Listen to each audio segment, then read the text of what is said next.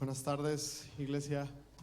Sean bienvenidos todos, cada uno de ustedes. Pueden sentarse. Estamos contentos de poder reunirnos una vez más y escudriñar las Escrituras. Tenemos como meta terminar Marcos a la par que llegamos a la semana donde celebramos Pascua, panes sin levadura, primicias. Y hace 8 días habíamos iniciado esta miniserie que al parecer vamos muy acelerados porque queremos abarcar todo lo que el Señor Jesús hizo en esa última semana en Jerusalén. Y hace 8 días compartimos un mensaje que titulamos Héroe Iván 3 y vimos a un Jesús que juntamente con multitudes de personas iban camino a Jerusalén. Las personas iban a Jerusalén a celebrar la Pascua y Jesús iba a Jerusalén a hacer la Pascua de todos nosotros.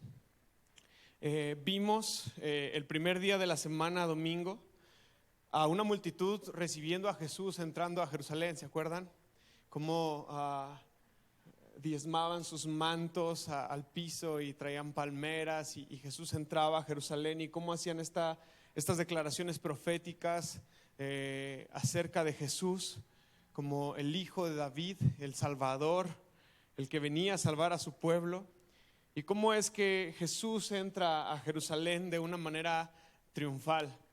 Pero al día siguiente, juntamente con la maldición de la higuera, veíamos cómo Jesús iba al templo y volteaba todo el sistema corrupto comercial que había ahí mismo en el templo, ¿no?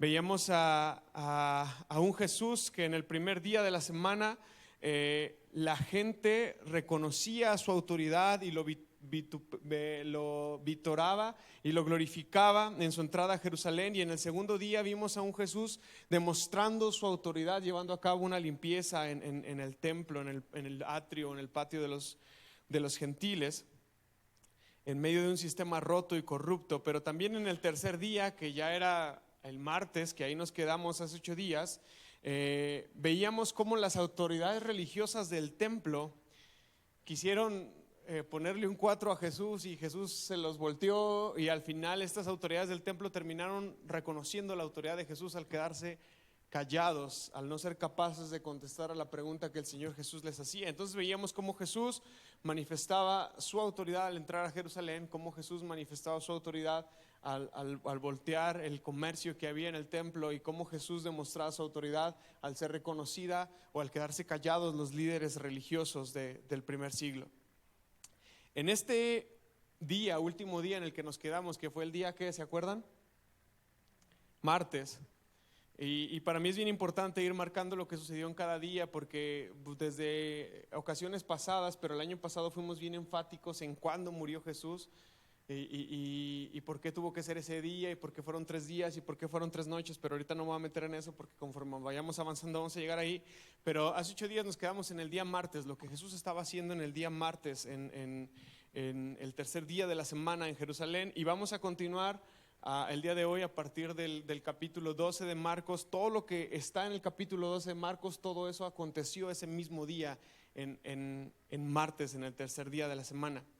Este día, según el Evangelio de Marcos, fue un día lleno de trabajo, de mucha resistencia, de mucha oposición, y como estaremos viendo poco a poco, esta vez no vamos a leer todo el capítulo de golpe, sino que vamos a ir avanzando por secciones. Como estaremos viendo, los líderes religiosos y de la élite del primer siglo de aquel entonces, uno a uno venían a Jesús a ponérsele en su contra, a intentar hacerlo caer, a hacerlo equivocarse, con la intención y con la hipocresía de hacerle caer a Jesús, de encontrar algún error, de avergonzarlo públicamente, de hacerlo fracasar, de humillarlo. Pero no lo lograron. También hace algunos meses enseñé en la iglesia cómo es que habían estas clases no sociales sino de élite en el primer siglo. Estaban los saduceos, los fariseos, los esenios, los herodianos, los celotes y un montón de grupos sociales que habían en el primer siglo, que de una u otra manera ellos buscaban entender la escritura a su manera, pero también buscaban encontrar una libertad también a su manera. Mencioné esto, habría que detenernos mucho para volver a explicar a cada uno de ellos, aunque voy a intentar desarrollarlos de manera breve, pero es importante distinguir estas distintas clases de servicio y de élite, de liderazgo que habían en el primer siglo, porque cada una tenía su manera de pensar, cada una tenía su filosofía, cada una tenía su manera de ver la vida, de ver la eternidad, de ver la resurrección, de ver a Dios obrando, de acercarse a los poderes de gobierno en aquel entonces. Cada uno tenía una forma distinta y cada uno desde sus trincheras se acercaban a Jesús para intentar hacerlo caer. Así que vamos rápidamente a Marcos capítulo 12 y no nos vamos a despegar de ahí, vamos a estar solamente en Marcos, uno que otro texto que vamos a leer de otras porciones, pero va a ser nuestra base completamente en Marcos capítulo 12, y para empezar vamos a leer del versículo 1 al versículo 12, ahí en Marcos capítulo 12, porque vemos una profecía anunciada, una ilustración que el Señor Jesús usa para hacernos entender cómo es que estaba corrompido el sistema religioso de aquel entonces. Dice así la escritura, ahí mismo en el tercer día de la semana, Marcos 12, dice: después Jesús comenzó a enseñarles con historias. Un hombre plantó un viñedo, lo cercó con un muro, cavó un hoyo para extraer el jugo de las uvas y construyó una torre de vigilancia. Luego les alquiló el viñedo a unos agricultores arrendatarios y se mudó a otro país. Llegado el tiempo de la cosecha de la uva, envió a uno de sus siervos para recoger su parte de la cosecha. Pero los agricultores agarraron al siervo, le dieron una paliza y lo mandaron de regreso con las manos vacías. Entonces el dueño envió a otro siervo, pero lo insultaron y le pegaron en la cabeza. Al próximo siervo que envió, lo mataron. Envió a otros, a unos los golpearon y a otros los mataron hasta que le quedó solo uno, su hijo, a quien amaba profundamente. Finalmente el dueño lo envió porque pensó: sin duda tienen que respetar a mi hijo. Los agricultores se dijeron unos a otros: aquí viene el heredero de esta propiedad, hay que matarlo y nos podremos quedar con esta propiedad. Así que lo agarraron, lo asesinaron y tiraron su cuerpo fuera del viñedo. ¿Qué creen que hará el dueño del viñedo?, preguntó Jesús. Les diré, él va a ir y él va a matar a esos agricultores y va a alquilar el viñedo a otras personas, a alguien más. ¿Nunca leyeron en las escrituras: la piedra que los constructores rechazaron ahora se ha convertido en la piedra principal? Esto es obra del Señor y es maravilloso verlo. Salmo 118 del 22 al 23. Los líderes religiosos querían arrestar a Jesús porque se dieron cuenta de que contaba esa historia en contra de ellos. Qué inteligentes eran, ¿verdad? Pues ellos eran los agricultores malvados, pero tenían miedo de la multitud, así que lo dejaron y se marcharon. ¿Había escuchado alguna historia similar contada por la boca de Jesús? ¿Alguna parábola? Es un poco severo Jesús en este momento. Desde el que entra a Jerusalén, Jesús ya viene más severo. Ya no es un Jesús como estamos acostumbrados a verlo. Y este Jesús había explicado anteriormente en parábolas cómo es que su reino iba a instalarse, iba a instaurarse y iba a crecer. Pero ahora Jesús está usando historias para explicar por qué el reino iba a ser retirado en un cierto sentido del pueblo judío, del sistema religioso judío, para ser entregado a los gentiles. Esto es una cosa difícil de comprender, pero también hace 8 días mencioné que Jesús al alejarse de Jerusalén, ahí en Mateo 24, él ve Jerusalén de lejos y dice: Jerusalén, Jerusalén, ¿cuántas veces quise juntar a tus hijos como la gallina junta sus polluelos, pero tú no quisiste? Tú que matas y apedreas a los que te son enviados. Es prácticamente esta historia la que el Señor Jesús está contando. Porque los que gozan del privilegio de ser escogidos de Dios tienen a su cargo una viña, tienen a su cargo la responsabilidad que el Señor les ha encomendado. Todo aquel que pretende ser pastor, pero no solamente todo aquel que pretende ser pastor o ser líder, nosotros que somos portadores del nombre de Jesús, nosotros que nos llamamos cristianos, nosotros que nos decimos seguirlo a Él, tenemos una gran responsabilidad de cumplir con lo que se nos ha encomendado. Y el Señor espera que cuando Él venga le entreguemos cuentas justas. Él envió la historia nos cuenta que Él envió a sus trabajadores porque se había llegado el tiempo de la cosecha, iban a recoger su parte, pero cada trabajador que fue enviado fue regresado con las manos vacías, si es que tenía suerte de regresar, o lo mataban en el momento. Pero da mucha tristeza, sinceramente da mucha tristeza ver cómo es que fueron tratados vilmente los enviados del Señor, porque hace falta ir al Antiguo Testamento y ver a los profetas y ver a los líderes y darnos cuenta cómo esos enviados de parte de Dios, cómo estas personas que hablaban y proclamaban un mensaje de parte de Jesús habían sido ignorados, apedreados, pisoteados, echados fuera de la ciudad. Algunos tuvieron que huir por su vida, como Jeremías. Y nos damos cuenta de cómo es que el Señor Jesús está contando una historia y realmente los líderes religiosos entendieron lo que estaba pasando. Esa historia se refería a ellos. Algunos fueron golpeados, fueron enviados de vuelta con las manos vacías, fueron heridos en la cabeza, fueron insultados, pero finalmente llegaron al grado de matar a algunos otros. Y no es extraño, antes que nada abro un paréntesis, ustedes saben que amamos a Israel, que yo amo a Israel, pero no es extraño pensar o ver que si así trataron a los profetas, también así iban a tratar a Cristo. Eran hombres duros. El Señor de la viña lo dijo: quizás a mi hijo sí lo respeten, pero cuando ellos vieron al hijo, en vez de respetarlo, ellos dijeron: este es el heredero, y si lo matamos, nos quedamos con las tierras. Porque en Samaria había una ley que decía que si una tierra se quedaba sin herederos, alguien más podía reclamarla, y más directamente quienes la trabajaban o quienes estaban cercanos a ella. Entonces Jesús está usando toda esta referencia cultural para asegurar o hacernos ver lo que estaba pasando ahí en el primer siglo. Ellos esperaban quedarse con esa herencia, ellos esperaban quedarse con todo este sistema religioso que era muy redituable. Sinceramente, ver el templo en su gloria nos hace ver, y ver cómo vivían los líderes religiosos de aquel entonces nos hace ver que el sistema religioso era muy redituable. Este sistema fue el que mató al Hijo de Dios. Jesús no murió, hermanos. Jesús no murió, a Él lo mataron. A Él lo mató un sistema corrupto que no le gustaba que lo desenmascararan. Y esto es importante verlo y decirlo como es, porque Jesús no murió, a Él lo mataron, lo mató el sistema corrupto del primer siglo. Y hoy en día seguimos apagando esos pabilos que humean. Hoy en día a veces seguimos apagando esas llamaradas de evangelio, de poder, por nuestras conveniencias, por nuestros intereses. Así que el Señor Jesús se determinó, y también Dios Padre se determinaron a destruir este sistema. Por eso Jesús entra al templo y voltea todo. Pero no solamente Jesús. En el año 70 después de Cristo vino Roma, vino Tito, y vinieron otros líderes romanos y destruyeron Jerusalén. Jerusalén entró en una crisis que fue muy gradual, y seguro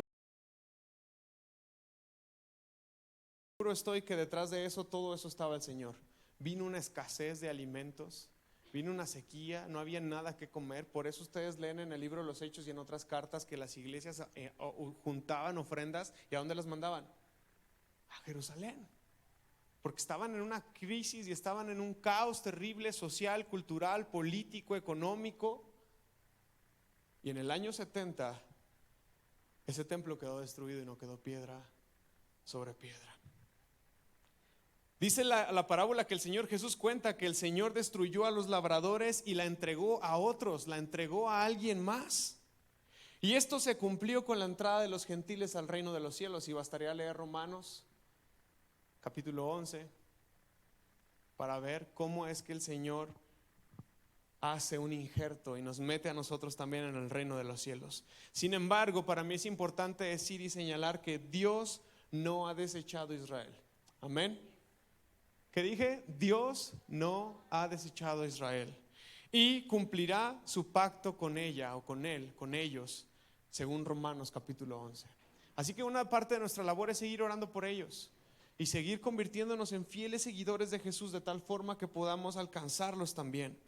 En ese mismo discurso, Cristo cambia la analogía, ya no está hablando acerca de un viñedo y ahora empieza a hablar acerca de un edificio donde hay constructores que al ver una piedra ellos la desechan, ellos no la quieren tomar, no la quieren considerar, pero también nos dice la Escritura que el arquitecto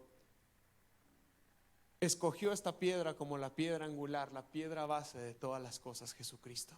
Jesús es esa piedra angular, la cual los constructores, la cual aquellos que se les había encargado de ser los dignos representantes de Dios en la tierra, habían fallado en esa tarea y ellos desecharon a Jesucristo. Sin embargo, el arquitecto, el Padre de gloria, tomó a Jesús como la piedra angular. Vino a ser la piedra angular de la iglesia. Y dice la Escritura que estos líderes que a partir de esa historia ya no buscaban cómo matarlo, se volvieron a abstener. No es la primera ocasión que ellos quieren matar a Jesús, pero después de ser evidenciados tan claramente ante la comunidad y ante el pueblo, porque Jesús está en Jerusalén y las multitudes se juntan, no es como que Jesús tenga este diálogo solamente con sus discípulos. Después de todo este proceso es que ellos deciden detenerse por al menos un tiempo de dejar buscar cómo matar a Jesús. ¿Quiénes son los líderes religiosos de aquel entonces? Los escribas, los sacerdotes, los fariseos, los saduceos, el sumo sacerdote y todas estas personas o estas personalidades que ejercen un poder, que tienen un poder en el momento. Continuamos leyendo y llegamos al versículo 13, vamos a leer del 13 al 17. Y dice que después de esto, después los ancianos enviaron a algunos fariseos y partidarios de Herodes para hacer que Jesús cayera ¿en qué? En la trampa de decir algo por lo cual pudiera ser arrestado. O sea, seguían con la intención de detenerlo, de frustrar su trabajo. Maestro, dijeron, fíjense lo hipócritas que son, sabemos lo honesto que eres imparcial y no tienes favoritismos, enseñas con verdad el camino de Dios. Ahora dinos por favor, ¿es correcto que paguemos impuestos al César o no? ¿Debemos o no debemos pagarlos? Jesús se dio cuenta de su hipocresía y dijo, ¿por qué intentan atraparme? A ver, muéstrenme una moneda romana, por favor, saquen una moneda y les diré. Cuando se la dieron, él les preguntó, ¿a quién pertenece la imagen de esta moneda? Obviamente, de un lado estaba el César, ¿verdad? ¿A quién pertenece la imagen de esta moneda? Y el título grabado en la moneda, al César, contestaron. Bien, dijo Jesús, entonces denle al César lo que pertenece al César y denle a Dios lo que pertenece a Dios. Y la respuesta, dice la Escritura, que la respuesta de Jesús los dejó totalmente asombrados. ¿Qué grupo social se acaba de acercar a Jesús en este momento?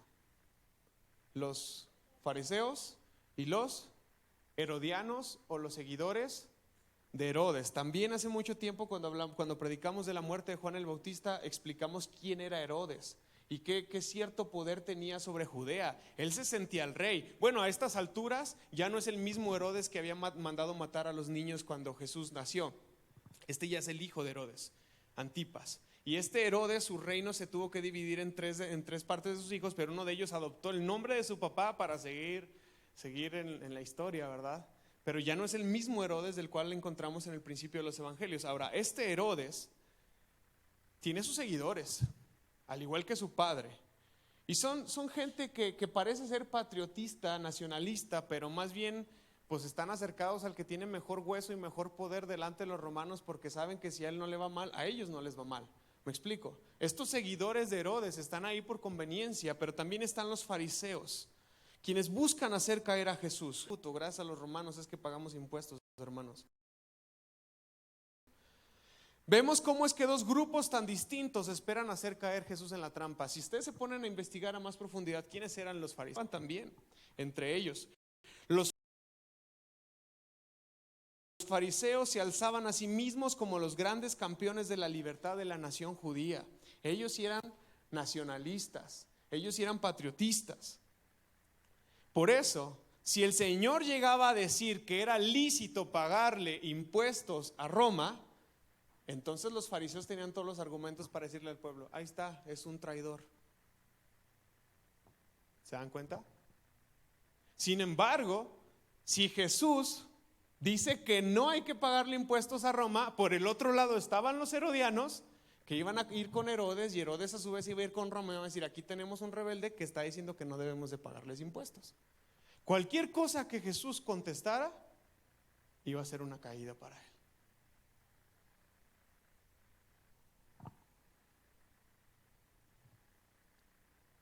Hermanos, no es cosa nueva que quienes son enemigos entre sí se unan, se confabulen para ir en contra del evangelio.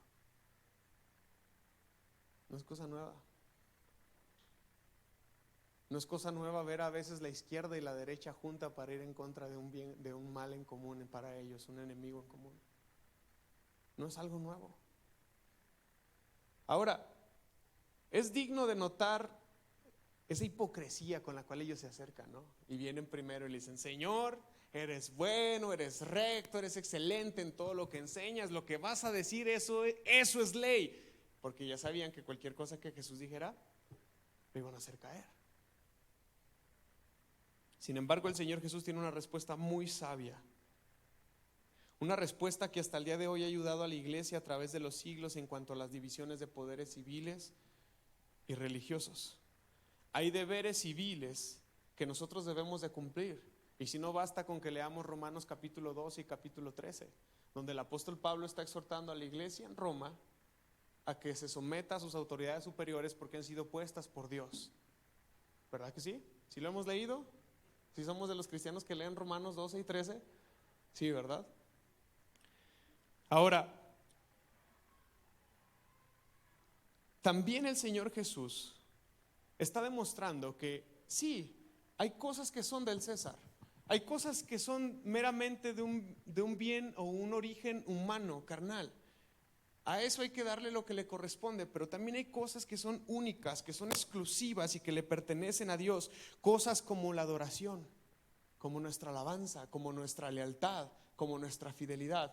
Denle al César lo que es del César, porque las cosas del César Dios no las quiere y Dios no las necesita. Pero denle a Dios lo que sí es de Dios y le pertenece a Dios.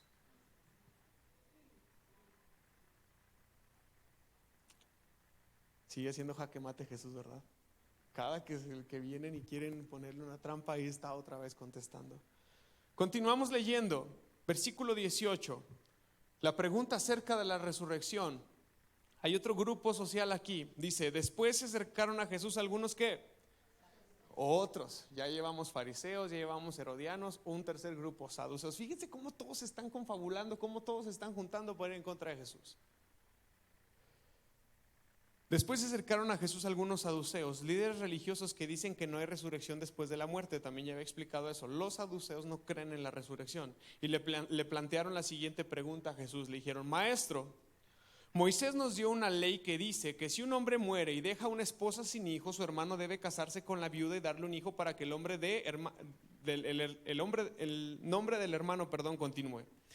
Ahora bien, supongamos que había 7 hermanos. El mayor se casa y murió sin dejar hijos. Entonces el segundo hermano se casa con la viuda, pero también muere sin dejar hijos. Luego el tercer hermano se casa con ella. Lo mismo sucede con los 7 y aún no había hijos. Por último, la mujer también muere.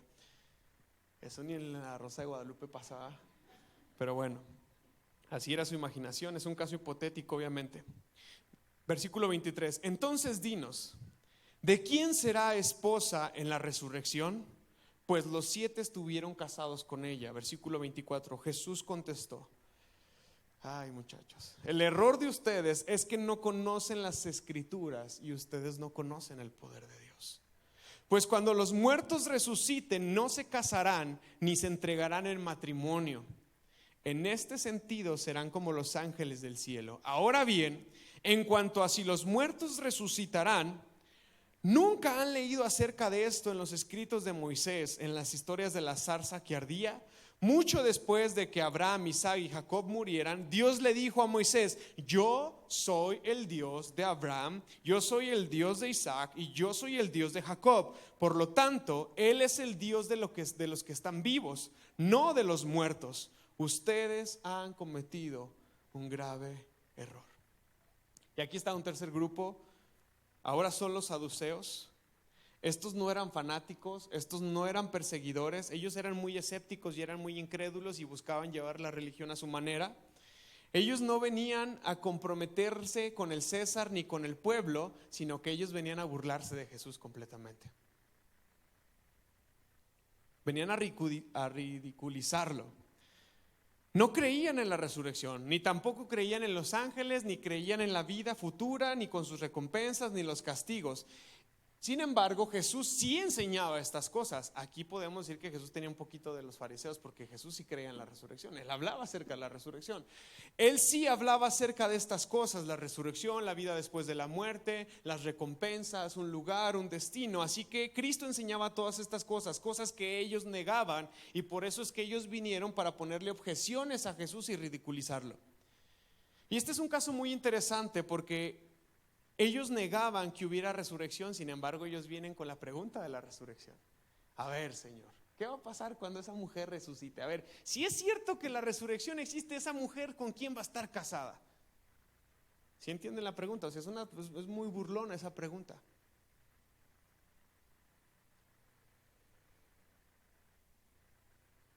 Y ellos trajeron a colación la ley del levirato,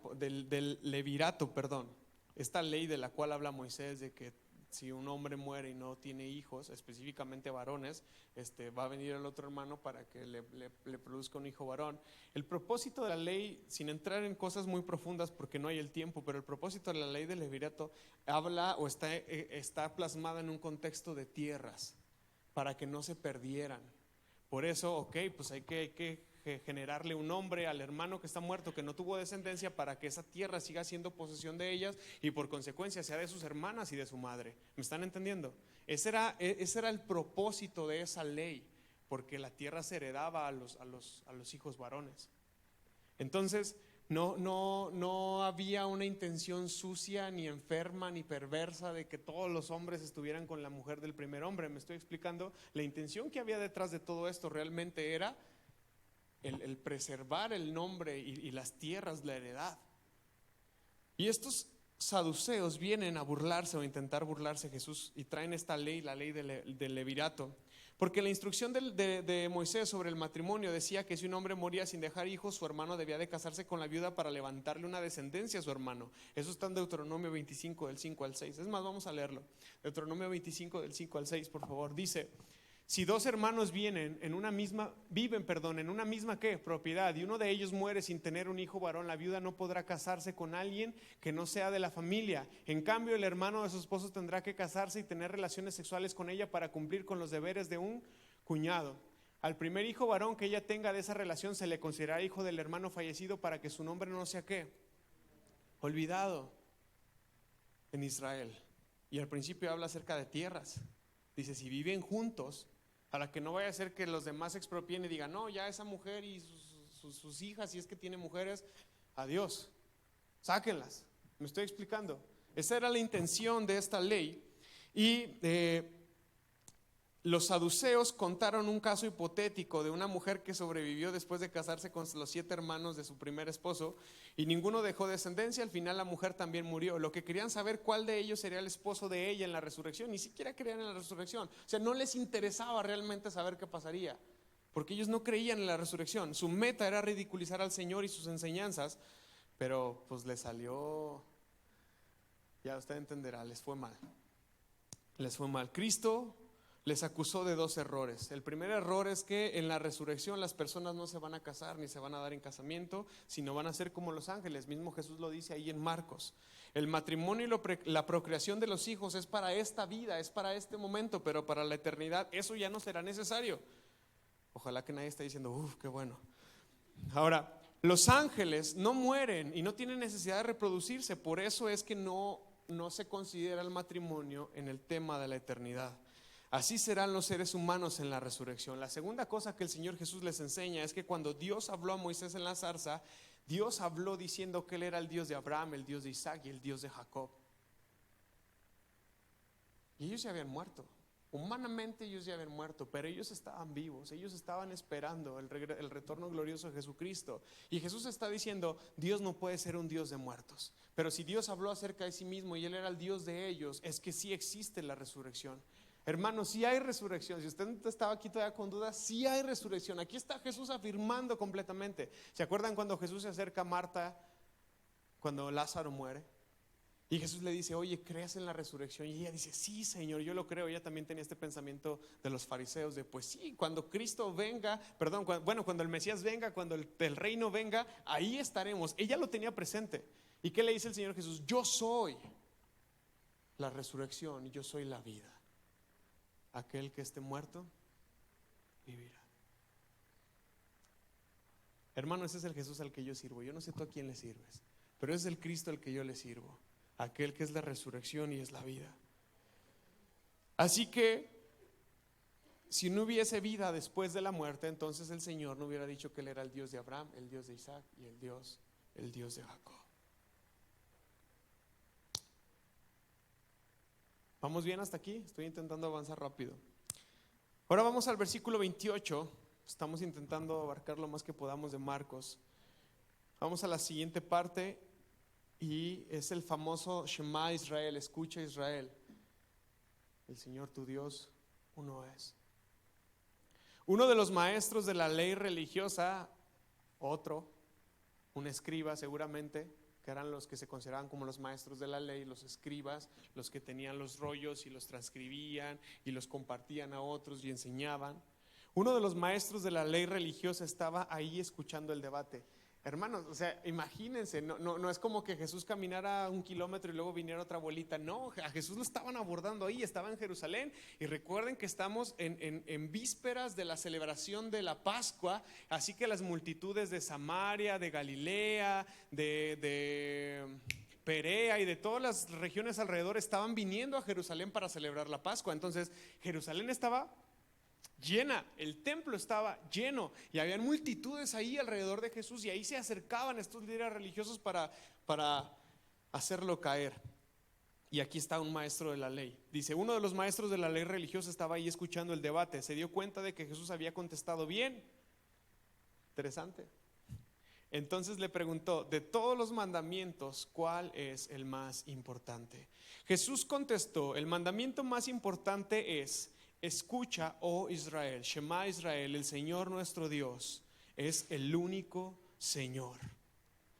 Ama al Señor tu Dios con todo tu corazón, salud, con toda tu alma, con toda tu mente y con todas tus fuerzas. El segundo es igualmente importante: ama a tu prójimo como a ti mismo. Ningún otro mandamiento es más importante que estos.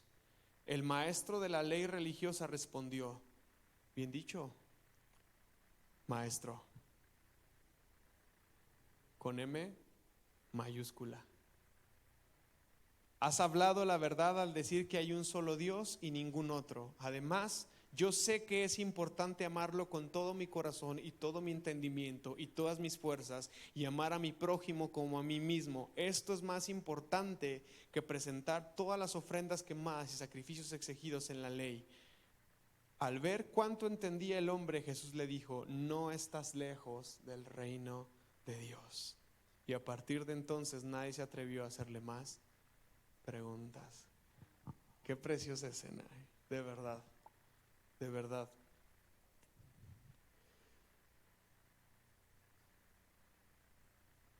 Aquí tenemos el caso de un escriba que, al haber escuchado a Jesús disertar en contra de otros líderes religiosos y ver que Jesús contesta bien, se atrevió a hacerle una pregunta. Yo creo, es mi opinión, no lo sabemos, nadie estuvo ahí, pero yo creo que la pregunta de este fariseo sí era sincera. Él decía, bueno, si este hombre está contestándole a todos y tiene sabiduría para darle respuesta a todos, vamos a ver qué él piensa, qué él opina acerca de esto. Al menos Marcos no nos dice que había una mala intención de este escriba para hacerlo. Y esto también es bueno, porque esto nos demuestra que aunque había un sistema en general corrupto, corrompido, dentro del sistema habían esos pequeños remanentes que el Señor siempre se ha guardado para que su reino avance. Y entonces está este escriba, está este maestro de la ley, que se atrevió a preguntarle con toda sinceridad acerca de algo que posiblemente a él le preocupaba, o que quería tener una retroalimentación y ver si lo que él pensaba estaba bien, era correcto. Y le dice, ¿cuál es el mandamiento más importante de todos? Y Jesús contesta con estos dos mandamientos que seguramente sabemos de memoria. La pregunta es si los practicamos de memoria. Si los practicamos por inercia, si amamos al Señor con todo lo que somos, con todo lo que tenemos, con todo lo que pensamos, y si amamos a nuestro prójimo también. Porque estos dos mandamientos claramente resumen toda la ley y los profetas. Hermanos, quien ama a Dios con sinceridad, no tiene dioses ajenos delante de Él, no usa su nombre en falso. Me explico, todo el resto de los mandamientos se cumplen en automático. Quien ama a su prójimo no roba, no difama, no habla mal. ¿Me explico?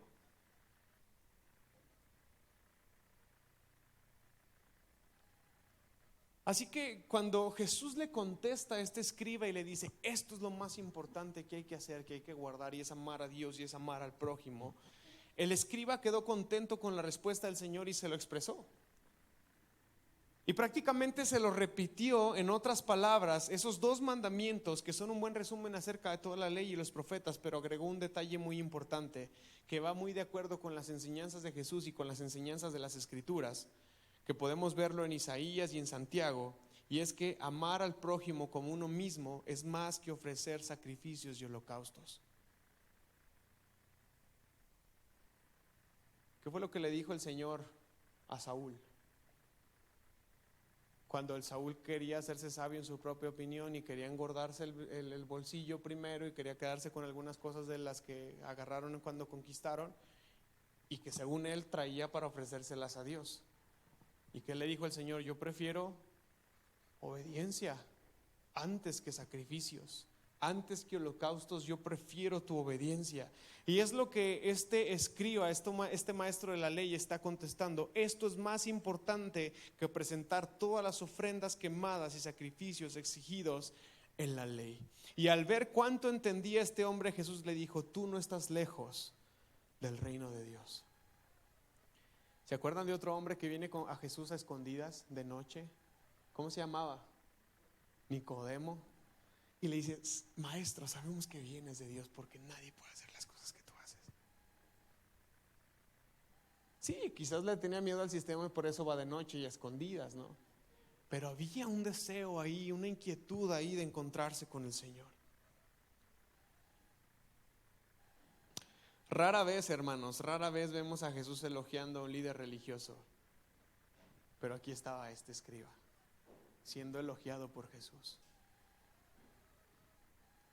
Continuamos. Versículo 35. Dice ahí la escritura que tiempo después Jesús estaba enseñando al pueblo en el templo y preguntó. Quiero nada más marcar un dato curioso, porque aquí la NTV es la única que utiliza esta expresión tiempo después y nos hace pensar que hay un cambio de día y de espacio, como ya dejó de ser martes y ahora es el día siguiente. Pero cualquier otra versión, si alguien trae una 60, ¿qué dice? El versículo 35 ya al principio. ¿Dónde?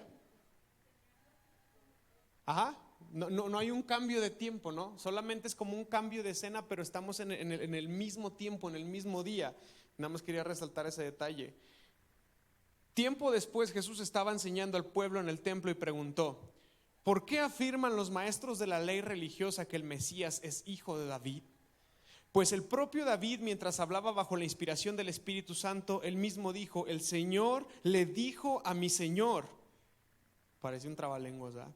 El Señor le dijo a mi Señor, siéntate en el lugar de honor a mi derecha hasta que humille a tus enemigos y los ponga por debajo de tus pies. Ya que David mismo llamó al Mesías mi Señor, ¿cómo es posible que el Mesías sea su hijo? Ándale. La gran multitud se deleitaba en escuchar a Jesús. Yo me imagino que la gente estaba así extasiada escuchando al maestro y decía, wow, este hombre sí sabe.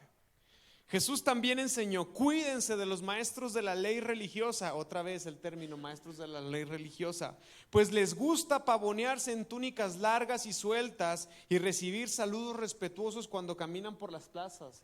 Les gusta creerse la mera crema y nata de la sociedad. Les gusta vestir bien y les gusta que todo el mundo los salude y los reconozca.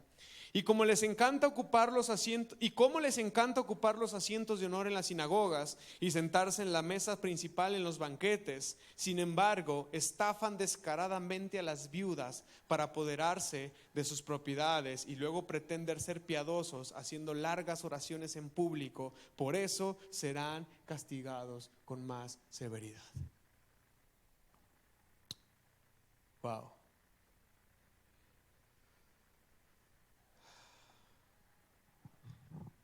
Hermanos, eran tan corruptos que Jesús dice que hay que cuidarse de ellos.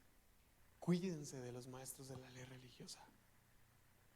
Y para entender este tema un poquito mejor, porque como que Mateo lo explica mejor, vamos a Mateo capítulo 22, 41 al 46. Es este mismo texto, pero en su paralelo en Mateo.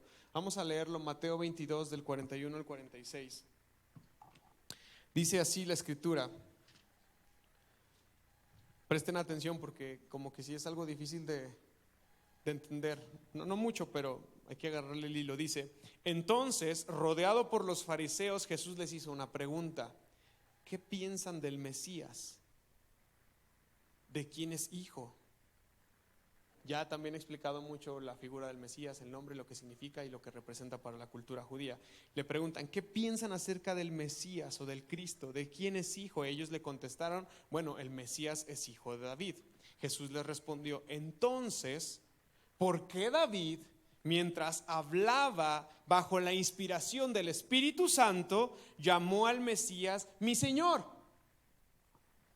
Quiero abrir un paréntesis enorme porque esa gente no aceptaba, no reconocía que Jesús era hijo de Dios. Ellos no tenían ningún problema con que Jesús fuera hijo de David. Habían muchos ahí en el pueblo que eran hijos de David. Obviamente pues en un árbol genealógico la marca familiar, la mancha familiar, el apellido crece enormemente. Y de David ahí 1000 años de distancia, olvídense, habían muchos hijos de David. No, ellos no tenían ningún problema con decir que Jesús era el hijo de David y no tenían ningún problema con decir que el Mesías venía de David. Ellos tenían un problema con aceptar que el Mesías, el hijo de David, era Dios y era Señor. Entonces vean ahora el 4 que el Señor Jesús les pone a ellos, ¿no? Ellos contestaron, es hijo de David. Jesús les respondió, entonces, ¿por qué David, mientras hablaba bajo la inspiración del Espíritu Santo, llama al Mesías mi Señor? Pues David dijo en el Salmo 110, versículo 1, el Señor le dijo a mi Señor. Cierra los ojos un ratito y imagínate, o sea, está David y está delante del Señor y luego dice, el Señor le dijo, ¿a quién le dijo? A mi Señor. ¿Cuál Señor? ¿Hay otro Señor? ¿Me estoy explicando? Lo que David estaba profetizando. Era impresionante esa revelación que David estaba teniendo. El Señor le dijo a mi Señor, siéntate en el lugar de honor a mi derecha hasta que humille a tus enemigos y los ponga debajo de tus pies. Si David llamó al Mesías mi Señor, ¿cómo es posible que el Mesías sea su hijo? Nadie pudo responderle y a partir de entonces ninguno se atrevió a hacerle más preguntas. Era un crack Jesús.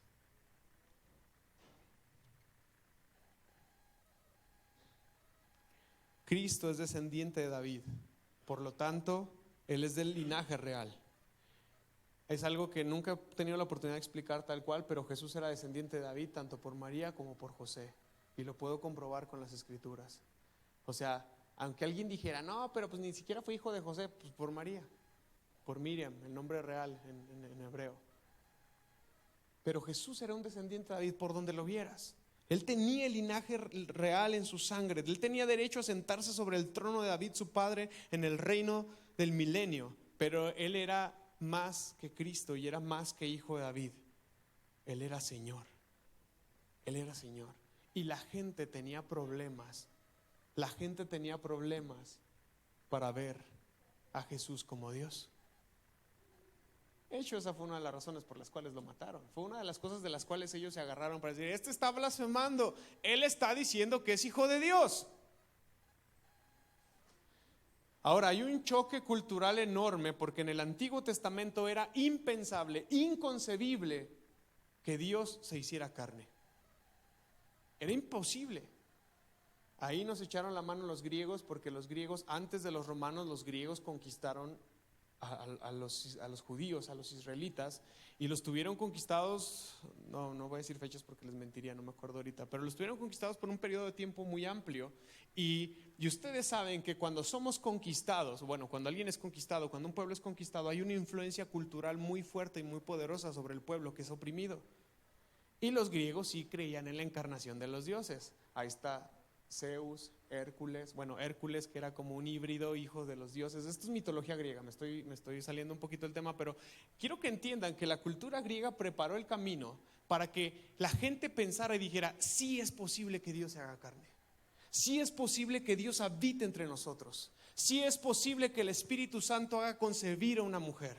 Porque si no hubiera existido esa influencia cultural de los griegos, nadie hubiera creído que Jesús era el Hijo de Dios. Si así, no lo creían. Pero se dan cuenta cómo aún los movimientos de los posibles opresores de Israel fueron usados perfectamente por Dios para preparar el tiempo y el momento especial para que Jesús naciera. Jesús no nació ni antes ni después, llegó en el momento indicado, en el momento correcto. Así que los escribas enseñaban al pueblo que el Mesías había de ser el hijo de David. Sí, ellos no tenían ningún problema con eso, pero como ya lo dije, ellos sí tenían un problema con que Él fuera Señor y Dios.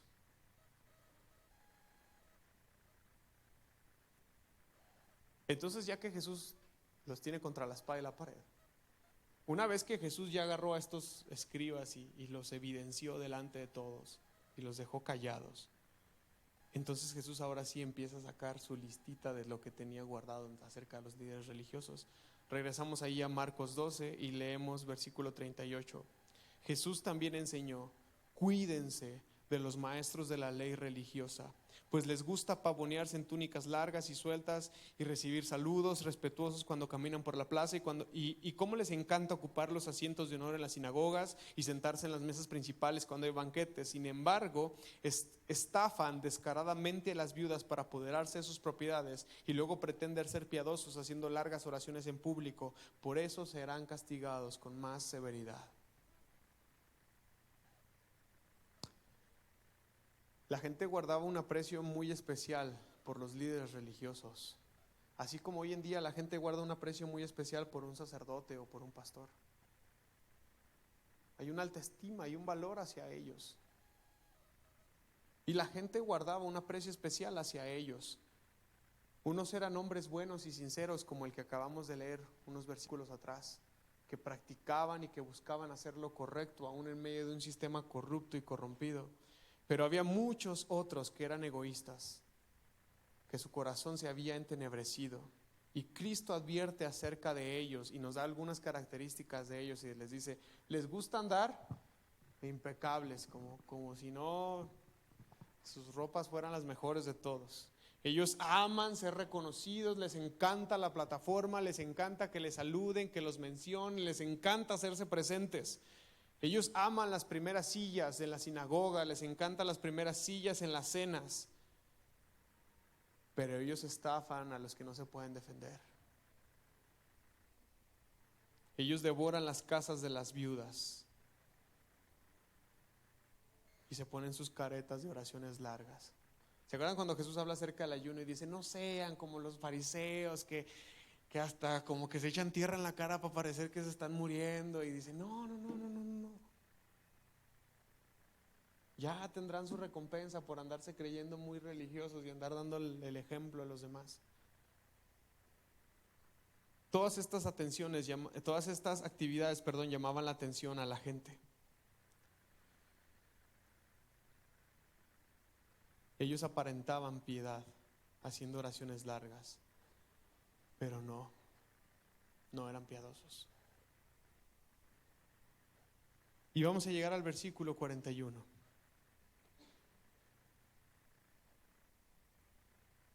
Jesús se sentó cerca de la caja de las ofrendas del templo y observó mientras la gente depositaba su dinero ahí. Muchos ricos echaban grandes cantidades. Entonces llegó una ¿qué? ¿Una viuda qué? Llegó una ¿qué? Una viuda pobre y echó 2 monedas pequeñas. Jesús llamó a sus discípulos y les dijo: les digo la verdad, esta viuda pobre ha dado más que todos los demás que ofrendan. Pues ellos dieron una mínima parte de lo que les sobraba, pero ella, con lo pobre que es, dio todo lo que tenía para vivir. En el templo había una arca, una especie de buzón. Era un lugar donde se daba la limosna, la ofrenda para los pobres. Híjole, ni debería de existir, hermanos, porque la Escritura dice que el templo, en el Antiguo Testamento, los levitas, los que servían a Dios, sacerdotes y todos los que estaban ahí inmiscuidos ahí adentro, ellos recibían el 10% de cada una de las tribus, ¿se acuerdan? Al final ellos se terminaban quedando, matemáticamente hablando, con un 110%. No tenían tierra, no tenían heredad, su porción era el Señor, pero ellos recibían todo esto para el sostén del templo, para el sostén de los levitas y de los sacerdotes, pero siempre habían excedentes y ellos recibían todo esto también para el sostén de la viuda y del huérfano. No era necesario que hubiera un lugar, un alfolí, un lugar para las ofrendas, para las viudas, para los menospreciados, porque era responsabilidad de esos líderes religiosos sostenerlas. No sé si se justificaron en que el reino se dividió y ya nada más quedaban 3, 4 tribus y no sé, pero total, le cargaron esa responsabilidad al pueblo en general. Y esta caja, esta arca estaba en el atrio de las mujeres. Y esta arca constaba de 13 arquillas, 13 buzones distribuidas en el atrio. Hace 8 días les dije que el templo era inmenso, así que no es como que un solo lugar para depositar las ofrendas. Y se llamaba en griego gasofilasio. Eso significa las guardas del tesoro, o esas cajitas, así se les llamaba, por el destino que tenían. Era un tesoro dedicado a la obra de caridad y a la piedad. Ahora, cada uno de nosotros pone su parte. Y mira lo que dice Primera de Corintios 16:2. Es un texto que usamos para dar ofrenda, ¿verdad? El primer día de cada semana, quiero hacer un paréntesis grande, aprovechando que estamos enseñando. Pablo dice que se haga el primer día de la semana porque culturalmente no acostumbraban y no era habitual usar el dinero en sábado, porque ellos guardaban el Shabbat. Y por eso dice: júntenlo en el primer día de la semana, no lo hagan en sábado. Cada uno debería de separar una parte del dinero que ha ganado. No esperen hasta que yo llegue para luego tratar de reunir todo de un golpe. Cada uno dé conforme propuso en su corazón, ¿no? Pero si tú lees el contexto de eso, esas ofrendas que ellos juntaban, adivina dónde las mandaban. A Jerusalén.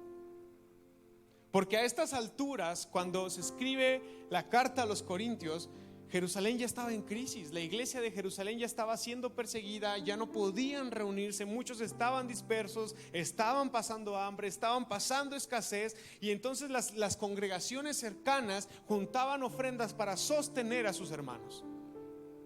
Una especie también de limosna, de como el templo tenía establecido esto. Pero dice la Escritura que cada uno de nosotros debe de apartar según prosperamos y según disponemos en nuestro corazón, a fin de ofrecerlo para la obra del Señor y para socorrer a los pobres en la iglesia. Digo, habría que sentarnos a estudiar esto profundamente para ver cómo es que esto ha evolucionado, qué tan bien estamos, qué tan mal estamos, acerca del uso que hay de las ofrendas, cómo damos. Hay mucha gente que no da por mezquindad y por decir: no, yo no sé qué hacen con el dinero ahí en la iglesia, y no dan. Usted sabrá, se lo da a Dios y a lo que pueda surgir de ahí. Y siempre he dicho: si tú no pagas tu diezmo, si tú no das tu aporte a las cosas de Dios, lo vas a pagar con un choque, con el dentista, con el médico, con una multa, una infracción, lo que sea. Nunca le vamos a robar a Dios. De una o de otra forma el Señor se va a encargar de tomar lo que es de Él. Así que Jesús estaba ahí observando, estaba quieto, seguramente sentado, no lo sé, pero él veía esas cajas. Él veía cómo venía gente y se hacía una faramalla completa y quizás, no sé, sacaba las bolsas con monedas y empezaba a contar así delante de todos y dirá, ¿cuánto va a dar? No sé, pero Jesús estaba ahí, Él estaba viendo todo eso, Él estaba observando. Porque dice que se sentó cerca de la caja de las ofrendas del templo y observaba mientras la gente depositaba su dinero.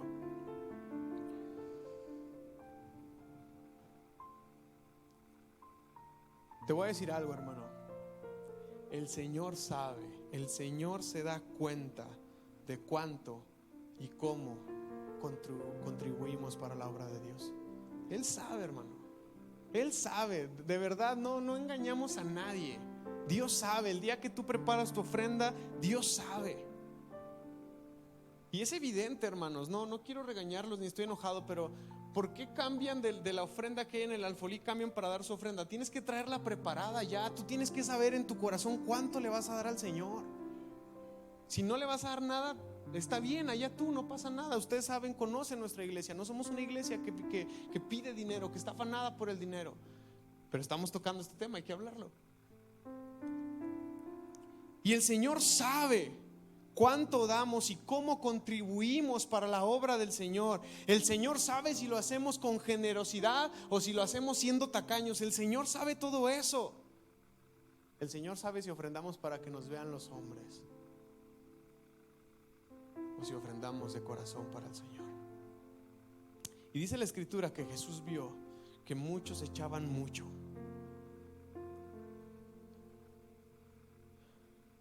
A la gente rica le encantaba. No sé si has visto películas acá de mitad de siglo, de la era medieval, donde salen de las reuniones religiosas, ya sean ortodoxas o católicas, no importa, pero la gente sale. ¿Y qué es lo que hay afuera de los templos normalmente?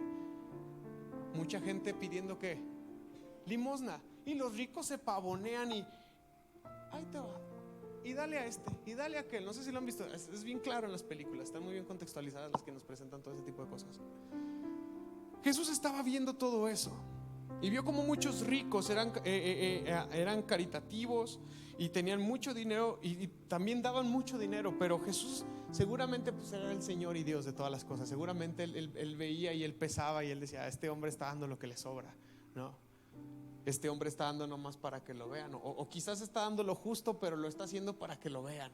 Ya tendrá su propia recompensa, ya con el reconocimiento del pueblo y que la gente vea que tiene, ya eso es suficiente, ya.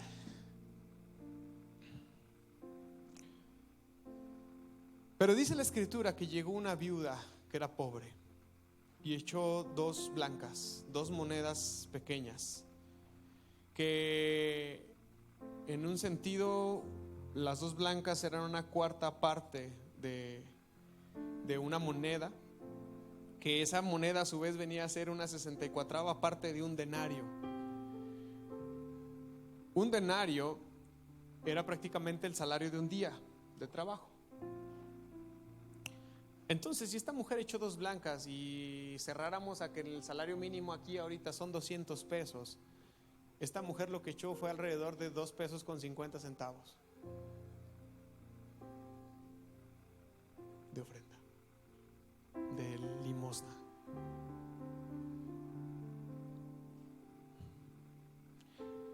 Y a pesar de ser una cantidad tan pequeña, ahí estaba Jesús, impresionado. Estaba Jesús impresionado.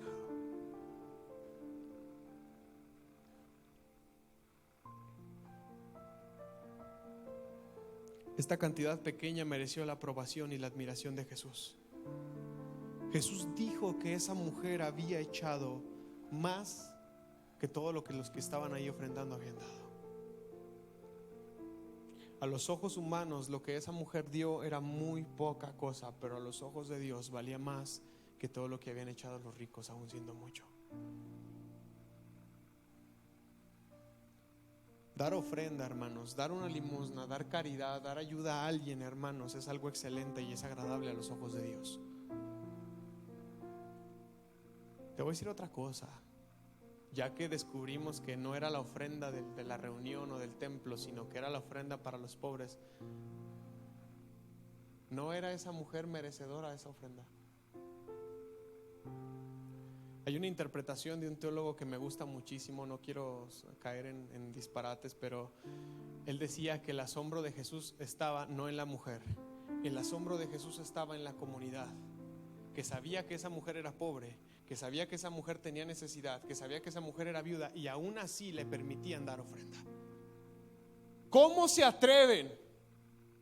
¿Cómo se atreven a quitarle y a permitir que esta mujer entregue lo único que tiene para vivir? ¿Cómo se atreven?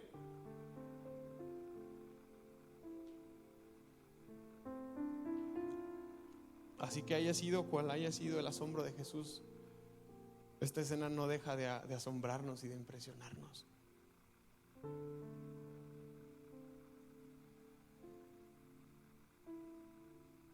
Aprendemos que aunque tengamos poco, es bueno de parte nuestra dar con gratitud. Y quizás apretarnos un poquito el cinturón y quizás decir, bueno, pues me iba a comprar un gansito, pero no pasa nada. Ahí va. Y bendecir a otros, amar a otros, respaldar a otros de esta manera. También aprendemos que debemos de apoyar aquellas iniciativas de caridad pública y aquellas organizaciones que administran los fondos de una manera justa para que haya justicia en la tierra. Aprendemos que aun cuando aún podemos dar un poco, el Señor lo acepta, porque no se trata de lo que tenemos, sino de cómo lo damos. 2.50 pesos serán contados delante de Dios con generosidad y con alegría, como si fuesen millones.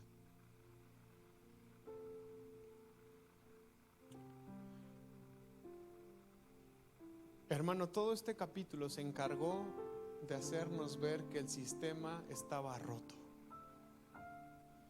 Todo este capítulo nos enseñó a hacernos ver, nos dejó ver claramente que había una corrupción enorme en el templo y en los líderes religiosos. Pero también este capítulo nos acaba de enseñar que la fe trasciende a los sistemas rotos. Amén. La fe trasciende a los sistemas rotos, y aún así pudiéramos estar en una iglesia no tan buena, viviendo situaciones no tan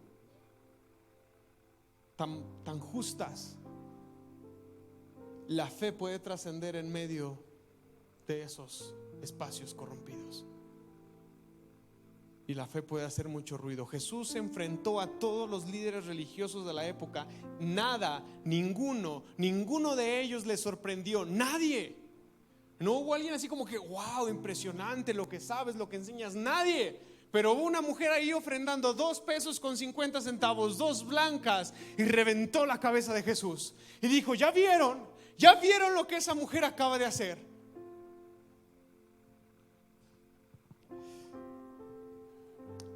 Hay un programa de televisión,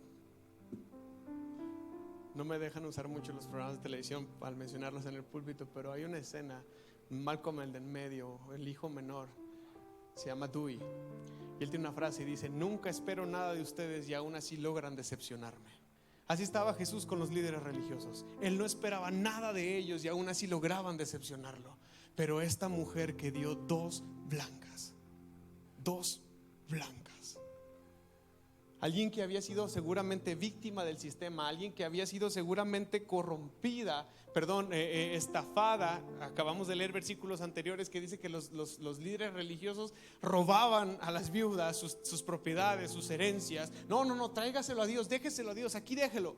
Y luego las mandaban a vivir desamparadas.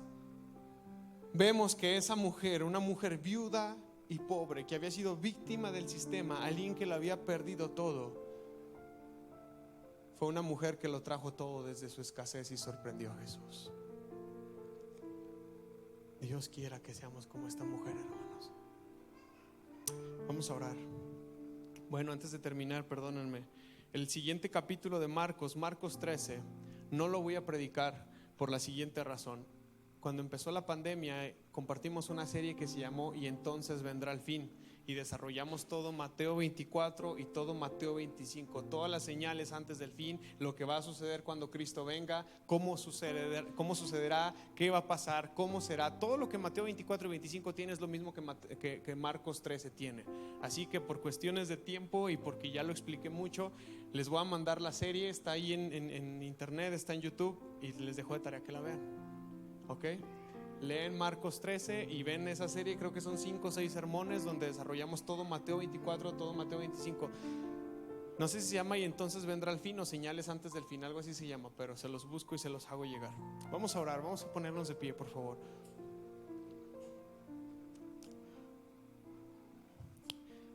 Señor, en esta tarde te damos gracias porque podemos escudriñar la Escritura, podemos leer, podemos aprender. Hay mucho que aprender todavía, Señor. Y gracias porque nos lo permites, gracias porque alimentas nuestra alma, nuestra mente, nuestro corazón, pero sobre todo, Señor, alimentas nuestro espíritu.